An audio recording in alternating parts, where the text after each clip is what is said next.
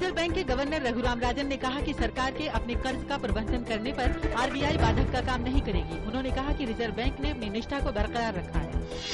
Reserve bank के governor ने कहा कि मुद्रास्फीति पर निगाह है, उम्मीद है कि उचित खाद्य प्रबंधन से कीमतें घटेंगी। उन्होंने कहा कि इराक की घटनाओं पर निगाह रखी जा रही है। पर्याप्त भंडार और चालू खाते के घाटे में कमी के मद्देनजर भारत बाहरी क्षेत्रीय चुनौतियों से निपटने के मामले में बेहतर स्थिति है। देश भर में उच्च शिक्षा अभियान की स्थिति और शिक्षण संस्थानों के लिए मान्यता अनिवार्य करने समेत अन्य मुद्दों की प्रगति पर आज की जाएगी समीक्षा। केंद्रीय मानव संसाधन विकास मंत्री स्मृति ईरानी के नेतृत्व में होगी राज्यों के उच्च शिक्षा मंत्रियों की बैठक। केंद्र सरकार ने देश में भूमि के कटान को पूरी तरह से रोकने और उसकी उर्वरा क्षमता को बढ़ाने के लिए 2030 तक का लक्ष्य तय किया।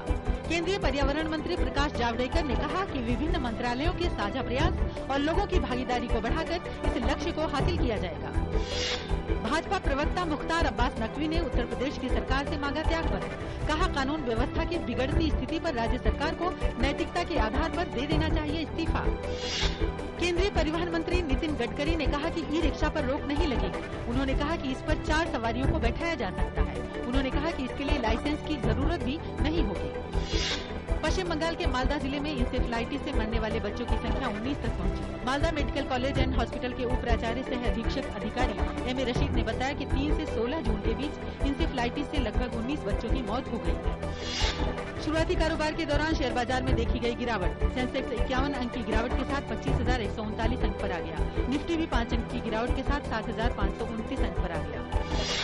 आज डॉलर के मुकाबले रुपया 34 पैसे कमजोर होकर 6 सप्ताह के न्यूनतम स्तर 60 रुपये 50 पैसे प्रति डॉलर पर आ गया। कल के कारोबारी सत्र के दौरान डॉलर की तुलना में रुपया 39 पैसे कमजोर होकर 60 रुपये 16 पैसे प्रति डॉलर पर बंद हुआ था। इराक में चरमपंथियों ने देश के उत्तर में स्थित तल अफर शहर पर कब्जा किया। तल अफर सरकार और चरमपंथियों के कब्जे वाले इलाके के बीच स्थित शहर है। यहाँ रविवार को लड़ाई शुरू हुई थी।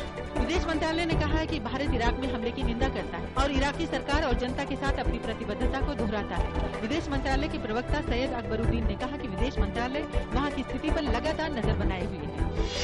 अफगानिस्तान में भारत के राजनयिक अमर सिन्हा ने कहा है कि अगवा भारतीय नागरिक एलेक्सिस प्रेम कुमार अपहरणकर्ताओं के पास सही सलामत है। उन्होंने कहा कि भारत और अफगानिस्तान के प्रशासन मिलकर समाधान तलाशने में जुटे हुए हैं। ऑटोमेटिक हथियार लिए दर्जनों सोमाली चरमपंथियों ने केन्या के छोटे से तटीय शहर पर कल भारी हमला किया। आतंकियों ने पुलिस चौकी पर धावा बोला, 2 होटलों को आग लगाई और सड़कों पर गोलियां बरसाई। इन हमलों में लगभग 48 लोग मारे गए। पाकिस्तानी सेना ने उत्तरी वजीरिस्तान में लड़ाकू विमानों और टैंकों के जरिए जबरदस्त अभियान चलाया है, जिसमें विदेशी सहित करीब 184 तालिबानी आतंकवादी मारे गए। आईईडी धमाके में 6 सैनिकों की भी मौत हुई। फीफा विश्व कप में आज के मैच में अमेरिका ने घाना को 2-1 से हराया। मैच की शुरुआत में ही अमेरिका की तरफ से क्लिंट डिम्पसे ने गोल कर अपनी टीम को 1-0 से आगे कर दिया। फीफा विश्व कप 2014 के ग्रुप एफ के मुकाबले में ईरान और नाइजीरिया के बीच खेला गया मैच ड्रॉ रहा।